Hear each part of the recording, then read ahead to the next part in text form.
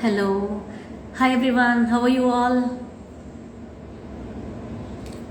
Hello.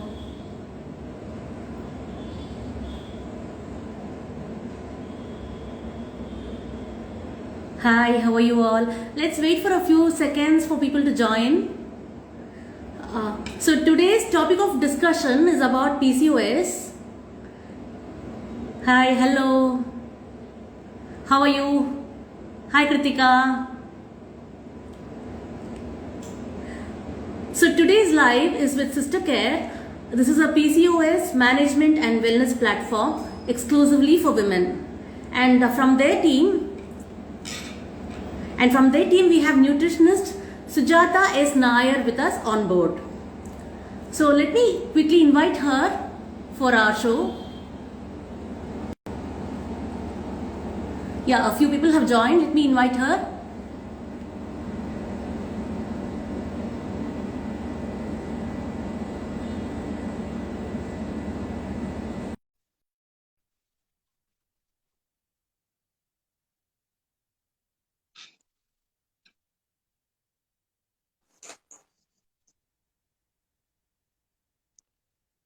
Yes. Hi, Sujatha. How are you? I'm doing good. How are you? Good. I'm doing very good. Thank you. How was your day? Thanks for joining. My day has been really good. Very nice. Very nice. So let me introduce the speaker for today. Sujatha Nair is a nutritionist who has RD. She specialized in sports and PCOS nutrition. She has 6+ years of experience and she is one of the most sought after nutritionists in Chennai. And she has a host of high profile clients. And as I was speaking to your co-founder, he was telling me that you're extremely talented and you never stop breaking myths regarding nutrition. And he also told me that you make diet easy and enjoyable. So Thank nice you. to have you online today. Thank you so much, ma'am. Thank you so much for the amazing intro. So one thing that when I think of PCOS, I am recollecting my school days when I used to have PCOS, but I was not aware of it. I used to have delayed periods. Sometimes it delays to even 6 months. Even for 6 months, I never got my periods. But people were just telling me that no, it's not a big issue. You're not married anyway. So what's the big thing? So you can just wait for it. And only after marriage that is a concern. Now it's not at all a big concern for you. And once you get married, it will be all right by itself. And once you give birth to a child, it will go away by itself. So these are things that we were told. There was not much of a support system those days. And only after marriage, and only when I had difficulty conceiving, only that time when I went to the doctor and they took a scan and they said it is PCOS. Even then, we didn't have much awareness about PCOS or anything those days. So now that we have this very good support system like yours, so I'm really happy that people now have come forward to give a good support to people who are suffering with struggling with PCOS. So my question is, as a nutritionist, what is your advice to women who are struggling with PCOS? Yeah. So basically, PCOS as such, like you said, most of us tend to think of it only in the reproductive point of view, right? Like it affects fertility, it affects our menstrual cycles and stuff. But then nobody thinks beyond that. But PCOS is majorly the core concern in the condition itself is a dominance of male hormones, which can actually affect the functioning of all the different organ systems in the body almost. So it can affect your metabolic health. It can cause increased, insulin resistance, which can, present itself like diabetes, or it can even cause increased cholesterol levels. It can affect your mental health. So there are a lot of, concerns or complications of PCOS. So it's not just about the reproductive, function of it. So correcting PCOS is much beyond just fertility as such. And this is a condition that cannot be cured, obviously, because it is an endocrinal disorder. So it is a disorder of hormones inside the body. But the symptoms are very much reversible, and you can live a very normal quality of life. And for that, what it takes is beyond medicines, beyond treatment, beyond pills and stuff. It is the major thing is lifestyle changes. And by lifestyle changes, what we mean is very simple things, correcting simple things like what you eat, your sleeping patterns, your stress levels, your physical activity. So correcting all this, now you don't really need to have a diagnosis in order to, take care of all these things. You have to take care of it irrespective of whether we have PCOS or not. But changes as simple as these can actually bring about a huge change in terms of quality of life for people who are diagnosed with PCOS. So this is an understanding that a lot of people have to, become aware of. Yeah. So yeah, see, that's what I was thinking. Because of I used to feel very dull those days. I used to think whether it is because of my because when we get our periods, we feel very fresh, right? So only now I'm thinking, is it because of PCOS that I was feeling dull, or maybe because of my stress levels that I got PCOS? Even now, there's no. It's both are interlinked, right? Yeah, definitely. Yeah. So thank you for sharing your knowledge. I mean, I'm so glad, like we are talking about it nowadays, because we were feeling very shy to talk about periods, those days. It was really tough for us to come out of it. Exactly. And I still remember, if you say that you have a periods problem, you will not get married. That's what they said those days. Yeah. So don't even tell outside that you have periods problem. And rightly, as you said it's not just a fertility issue. It's not just a menstrual problem. It leads to several other complications. So that we were really not aware of those days. So we just took it so lightly those days. So it's very nice that all these topics are coming out and we are able to talk about it now. Yes. My next question was kids nowadays, they're spending a lot of time on mobile. They don't sleep on time, and a lot of junk food they're eating, and there's not much of physical activity. So as a mother, how can we help our children, whether as a mother of a teen, how can we help them during these years? Yes, the first thing that we can do is kind of put them into a sport that they are interested in. So when they are learning a sport from scratch, it doesn't really seem to them like they have to, go through the monotonous way of working out. It is something interesting for them, especially for young people like that who tend to get bored easily. So that would be a great place to start. And training for a sport in itself brings in one kind of a discipline where it automatically, makes them conscious about what they eat and when they sleep, how they recover and everything. So overall for their lifestyle, it's going to be a great thing to add on to. So apart from that, as far as eating is concerned, eating junk food as such is concerned, we tend to overdo junk food only when we don't focus on what we should be eating.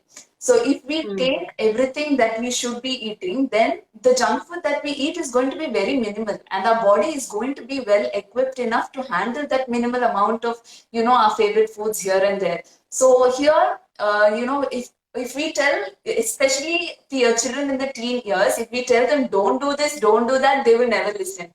But if we can put it in the other way, put it in a more positive way and tell them, maybe try doing this. This can help you become or change this particular aspect of your health. So that can actually give them a positive enforcement, and they will also be able to make changes, and they would be able to see results. When they see that they're getting better, it will automatically, encourage them to continue it for their lifetime. So that's something that we can do in terms of, correcting their eating pattern. Of course, now we are living in a digital world. All of us use phones and laptops, our work and everything, even apart from leisure, even work majorly involves, sitting in front of the screen most of the time. So that again, it is important that we set clear boundaries, like a particular work timing and some time for leisure. So all this can actually help bring down the stress levels also. So not just in terms of, spending too much time on social media. Social media is a place where, psychologically we can feel triggered, and, a lot of things can happen. It can be a source of us feeling anxious or even, slipping into depression. And all these can affect our hormonal health as well. And one type of PCOS as such, which is called adrenal Pcos, involves an increase in cortisol level, which is the stress hormone. So all this is going to aggravate that particular effect, and it is going to make things worse. So having a kind of an awareness of how these things affect health and how we can balance it. So we cannot really tell them don't use social media, but use it in such a way that it doesn't affect your health. So these are few things that we can focus on. as you were talking about this, I was thinking about myself. If I have to put a reel tomorrow, today sometimes I sit till 12:30 or 1 o'clock, and I try to finish the reel and then sleep, so that it makes things easy Definitely, for me to work definitely. tomorrow. So, we ourselves, are stuck here. So I think that we have to set an example first for them Very, to like follow us. So very that is true, one ma'am. thing that Very we can do. We not spending too much time on this, and be setting an example for them. That should be one definitely, thing. definitely. So yeah, it's really wonderful talking to you today today about this because there was no exposure, and you said about one particular type of PCOS. I was not even aware that there are so many different types of PCOS. I thought PCOS is one condition, Yeah. and talk about the long term effects and what all it's going to bring up in future problems. It's going to bring up in future if not attended to early. And as you said, if can be reversed, it's such a nice thing, that can happen to a woman, who are suffering from PCOS. If it can be reversed, I Yes. didn't even know. I thought we have to live with it throughout our life. So it is really eye-opening, whatever the messages that you've given. So, and one question that I had was, one thing about, can you talk a little about your sister care and how sister care helps people with PCOS? Yeah. So CysterCare is basically a forum which brings together a lot of different professionals. So healthcare professionals, allied health professionals, and the professionals who are into fitness and yogic sciences. So we at healthcare, we believe in a holistic approach towards PCOS. So as far as a condition like PCOS is concerned, which is a lifestyle related condition, we need to address it from all its aspects. So just correcting the diet or just correcting taking the medicines that it requires or just going to the gym every day is not going to help, correct it in the long term. Maybe at the moment, momentarily it can give you a few changes, but then after that, what happens, we don't. So here in Sister Care, what we believe in is bringing all this together and offering a holistic, solution to people who are have experiencing symptoms of PCOS or who've been having chronic PCOS or who are yet to be diagnosed with PCOS. So again, for most people with PCOS, one concern they face is that the awareness about PCOS is as such very limited.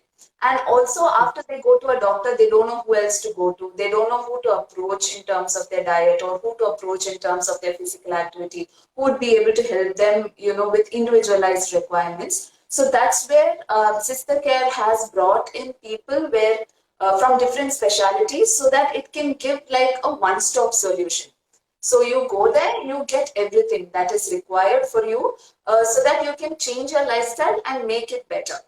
Right? So this is what happens in Sister Care. So people just enroll, they get into consultation with the doctor initially, and from there it's taken forward.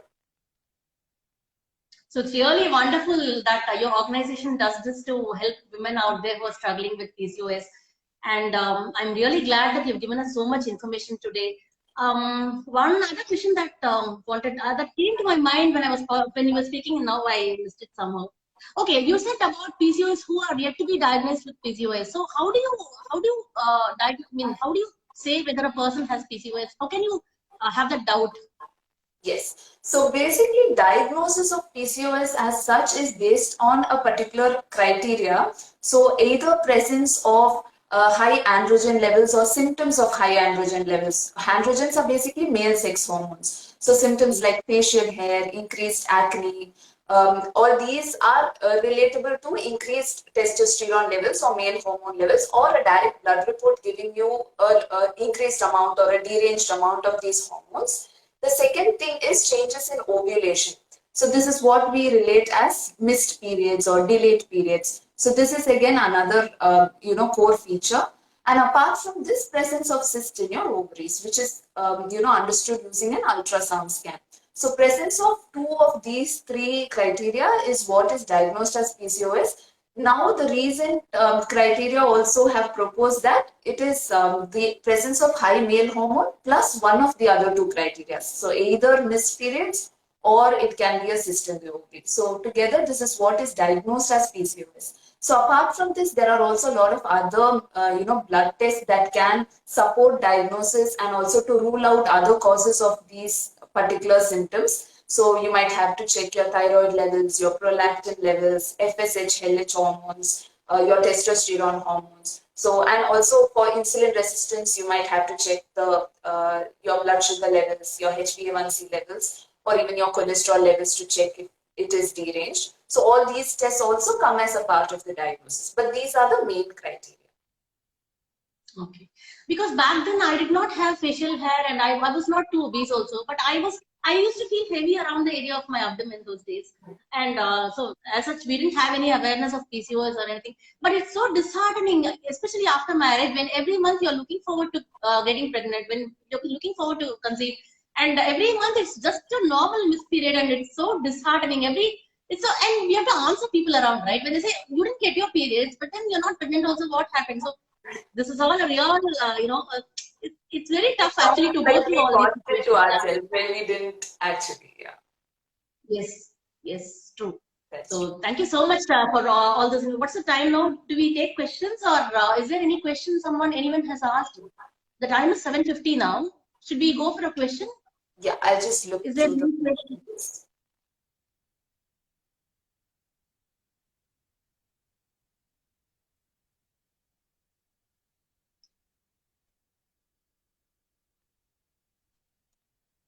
Is fibroids considered as PCOS or PCOD?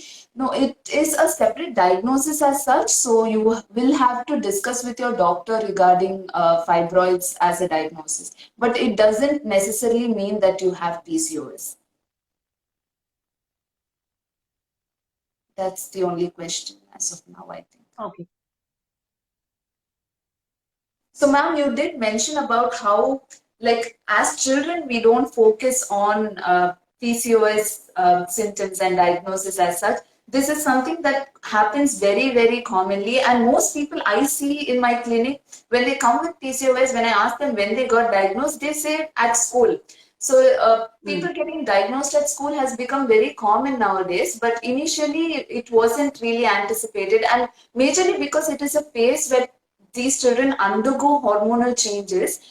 Sometimes it can be very natural that during the initial few cycles after puberty, children tend to have missed periods or delayed periods or irregular cycles, and we never know if it is PCOS or not. So, and that kind of a confusion still exists. So, it is always better to take it to a doctor at the earliest and discuss about the child's health, and so that we can diagnose it earlier and we can take up measures that can help correct it. True. So thank you so much, Sujatha. It was so useful to us, all the information that you've given regarding nutrition and how do we handle the children, especially in this era of technology. So it was really, really useful. So shall we wind up for the day? I just wanted to say that if any of you have any questions regarding PCOS, please do leave it in your comments, and CysterCare will answer it for you. And whenever you ask questions, it's also useful for the other people to. Is there a question now? It's also useful for the other people who have the same question. Is there a question? So someone's, Sriram's asked, is there any difference between PCOD and PCOS? So PCOS stands for polycystic ovarian syndrome. Yeah, and PCOD is actually an outdated term for the same condition. So it stands for polycystic ovarian disease, but that term is no longer used. So it's PCOS that is currently in use. Okay.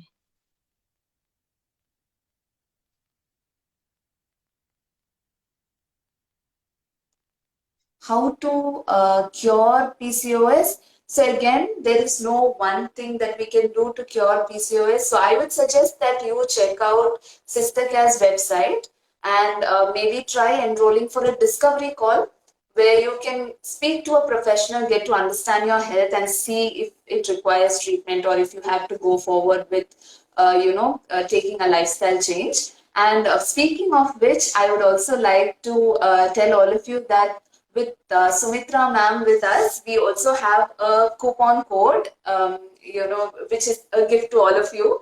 So you can use Sumithra 10 when you enroll to avail a 10% discount on your programs with CysterCare.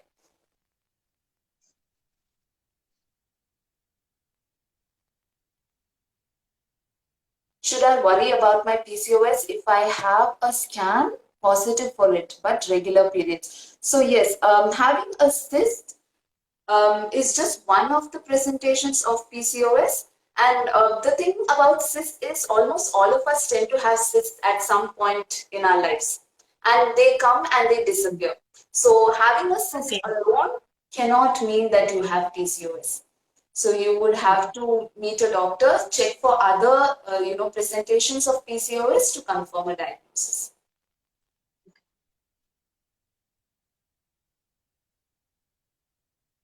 Is it okay to take PCOS supplements like Ovacetol? Supplements are okay to be taken. It's not like supplements are bad, but you should know which supplements you need.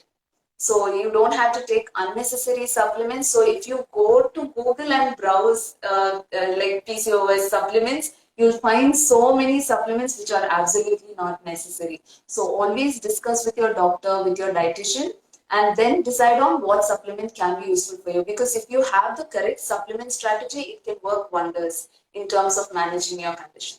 So some of the most useful supplements are omega-3 supplements, inositol supplement.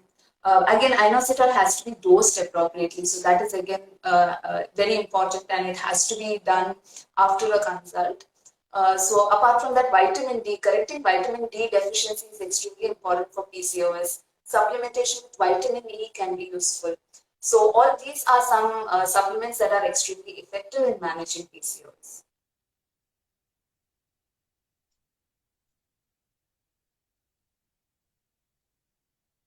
I think that was the last question. Okay. Shall we hand in any other questions that you have? You can drop it in your comments, and CysterCare will answer it for you. And it will also be useful for the other people who are going to go through the live and also read the questions. And I'm really happy that I had you today, and I'm happy that nutritionists like you and doctors are part of my IG family. Very, very honored. And I once again thank you for all the information and knowledge and your expertise that you shared with us. And thank you everyone who joined the live and stayed till the end. So shall we close the live now? Sure, ma'am. Sure, ma'am. Yeah. Thank you so much for having me. Thank you. It was wonderful having you. Thank you so much. Bye-bye. Thank you, ma'am. Thank you, ma'am. Bye-bye.